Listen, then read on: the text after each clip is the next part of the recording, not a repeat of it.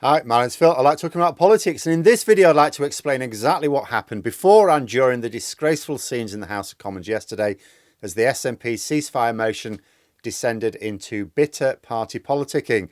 But first, if you'd like to be notified of daily news and politics, please subscribe to the channel. So I've already discussed the build up to this debate and votes in two videos this week already, so I'm going to avoid repetition here. There are essentially two elements to explain. Why was there such argy-bargy over the three motions when every single one of them called for an immediate ceasefire in Gaza, something that those pushing for this say they wanted? And second, did the Speaker really make a mistake, and if so, what was it? So let's kick off with the motions. Ahead of the votes, the SNP did not publish the wording of their motion. They didn't want people to have lots of time to consider it. They simply presented it as a motion to get Parliament to call for a ceasefire in Gaza, for which people go, oh, well, everyone should support this then. This would be marvellous. As a result of yesterday's debate, the House of Commons has unanimously approved that there should be an immediate ceasefire in Gaza. So why all the aggro? Because, as I said earlier this week, this debate had nothing to do with the people suffering and dying in Palestine. It is entirely about the SNP and Tories trying to give Labour a headache and expose divisions. Both parties look like losing a lot of seats to Labour in the upcoming general election, and presenting Labour as squabbling children would help them both out. If the SNP just wanted Parliament to call for a ceasefire, which is what they say they did, then their leaders should be delighted today, because that's what they got. I mean, imagine this, the third largest party in Parliament, and they got what they wanted with unanimous support. That's marvellous. Only they're really angry, because what they really wanted was headlines of Labour disunity. But you may ask, well, so why couldn't Labour just support the SNP ceasefire motion? I mean, if all of them called for an immediate ceasefire, why didn't Labour just go, OK, well, yes, we'll support an immediate ceasefire. We will support your motion. Because the motion undermined the rule of law. There's one line in the motion which didn't have to be there. It wasn't an action point. It wasn't a justification. It's just in there to cause trouble, which the SNP, as I say, deliberately added to make it impossible for Labour to support. It says that the people of Palestine are the victims of collective punishment. Now, I believe that they are. In terms of us non-legal types looking at the situation, it seems absolutely crystal clear that the people of Palestine are being punished as one for the actions of Hamas. So what's the problem? Because MPs are not non-legal types shooting their mouths off on the internet or in the pub. They create laws, and they should be very careful about the separation of powers and their use of legal terms. Collective punishment is it's not just a couple of words that happen to fit what's happening. It is a specific breach of Article 33 of the Geneva Convention, and a court has not said that Israel is guilty of this breach, not as yet. Basically, this motion undermines international courts in pronouncing judgment. Now, consider how we would react if the Tories produced a motion in Parliament which took the form of making a decision that was for the courts. What if the Tories, remember when they prorogued Parliament illegally, the Supreme Court said this was illegal. What if Boris Johnson, after he won his majority, got Parliament to agree a motion that said that the Supreme Court was wrong? We'd be appalled at it. Absolutely appalled. The idea of politicians making decisions that should be for the judiciary is part of what is commonly known as fascism. If the SNP wanted support for an immediate ceasefire, they would have agreed the wording with other parties. Other parties, after all, support the ceasefire, so this would not have been difficult. In fact, Labour's motion actually goes further than the SNP's motion. It's much more comprehensive because it not only calls for 100% of all the action points in the SNP's motion, it also calls for an end to settlement violence and expansion, and for Israel to comply with the International Court of Justice's provisional rulings. So anyone who says that Parliament should have supported the SNP's motion but not Labour's amendment is saying that they didn't want MPs to call for an end to settlement violence and expansion, and they didn't want MPs to call for Israel to comply with the International Court of Justice's rulings. So the Labour motion was way more comprehensive to those who genuinely care about the victimisation of Palestinians, right? There really is no argument here as far as I can see. So in terms of what happened in the debate, First of all, the SNP presenting their motion doesn't in itself trap Labour, because Labour just present their emotion as they did. Basically, if the Tories had never got involved, what happened last night in terms of the debate and the vote would have been exactly what happened anyway, only without the tantrums. Unless, of course, the Tories voted down Labour's amendment. The SNP were never going to get their motion voted on if they were going to support Labour's amendment and if the Tories were going to support it, as they did. So all this belly aching from the SNP about, oh, our motion didn't get a vote, it's in very poor taste. It never does. Motions never get voted on if amendments are successful. You always have the opportunity to present amendments. If the Tories had never presented their own amendment, what happened last night is exactly what would have happened, only, as I say, without the unedifying scenes. But of course, the Tories did present an amendment of their own because they were tag teaming with the SNP in order to cause Labour difficulties. You know, the Tories aren't going to sit back and watch while other people engage in a culture war. Convention says that the government amendment takes precedence. So the Labour amendment would have been dropped had the convention been followed. Now, this is a crap convention and it's been abused in the past as well. The Tories abused this convention to scupper Labour's motion in the past. For example, one on a censure motion for Boris Johnson. But on this occasion, the Speaker was persuaded to select both amendments. The Clerk of the House of Commons wrote a letter. People are saying, oh, the Clerk of the House of Commons says that the Speaker broke the rules. No, he didn't. He wrote a letter setting out their concerns. Their concern was that it was a breach of long-standing convention, not the standing orders. They made that explicitly clear. In fact, in their letter, several times, they say that the Speaker was entirely in order to make his decision.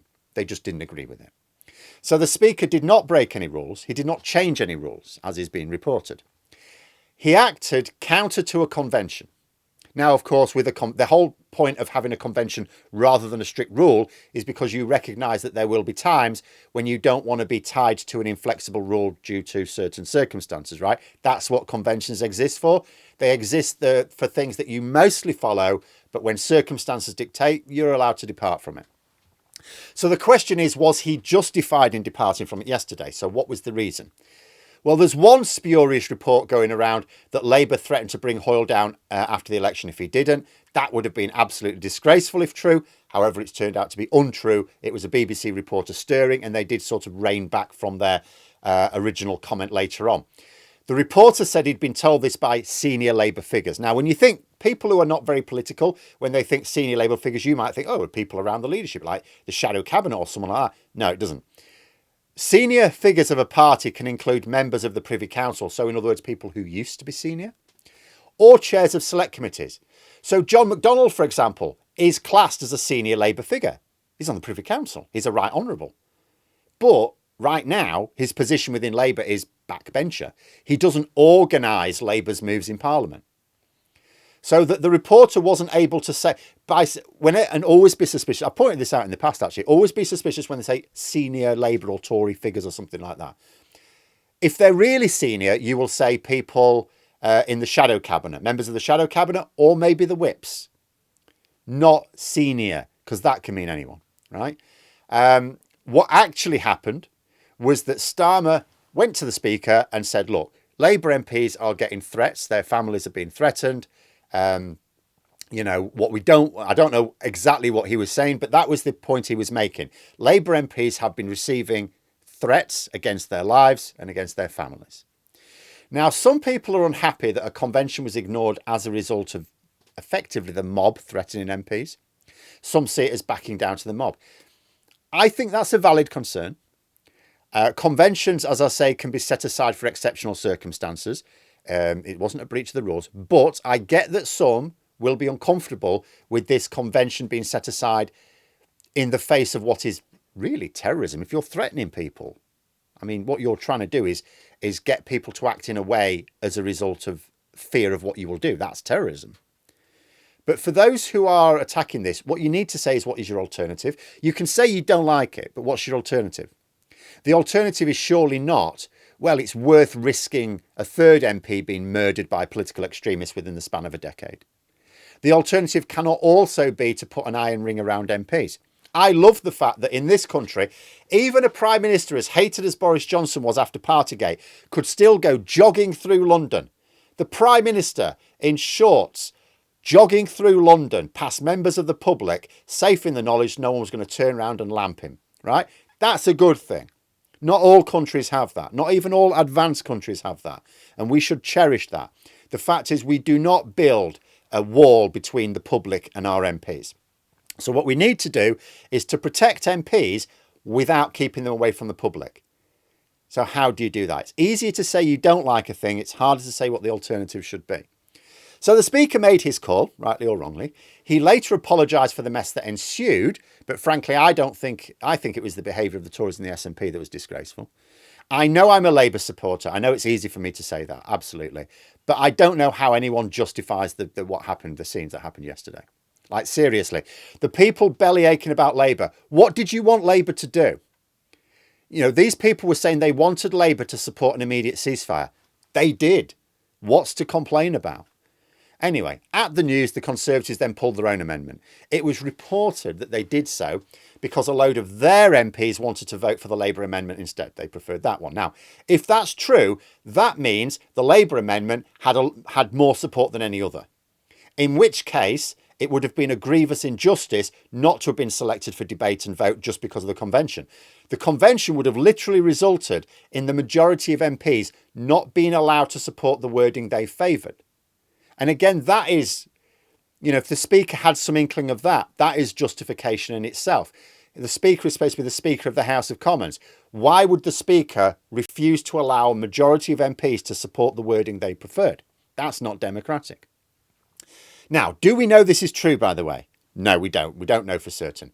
But I would ask this. Let's say it's not true. Let's say that this report is not true.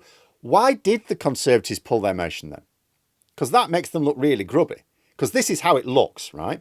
Conservatives present an amendment to block Labour's. Labour's is selected anyway, so the Tories say, well, if it's not going to block Labour's, we don't need it, we'll just pull it. That's a really bad look. So it actually makes them look less despicable to have pulled their amendment because it actually wasn't as popular as Labour's. So anyway, that's what happened. In summary, I would say the following. First, a load of people wanted MPs to agree to an immediate ceasefire in Gaza. MPs unanimously agreed to do so. Second, the reason for the aggro is party political. There was none of this aggro when the SNP saw their original call unsupported last autumn. Why not? Because it served its main purpose of triggering a rebellion in Labour. Because look at it like this. Last autumn, the SNP, they got the Labour rebellion, but they did not get the call for a ceasefire. And they didn't melt down. Yesterday, they got their call for a ceasefire, which is what they say they wanted, but they didn't get the Labour rebellion. And now they're mad. What did they really want? There was a time under Nicola Sturgeon when the SNP used to boast about their moves in the Scottish Parliament in Westminster. I can't remember the last time they used either PMQs or their own parliamentary time to do this. But I also just want to point out a bit of Tory hypocrisy to finish off as well.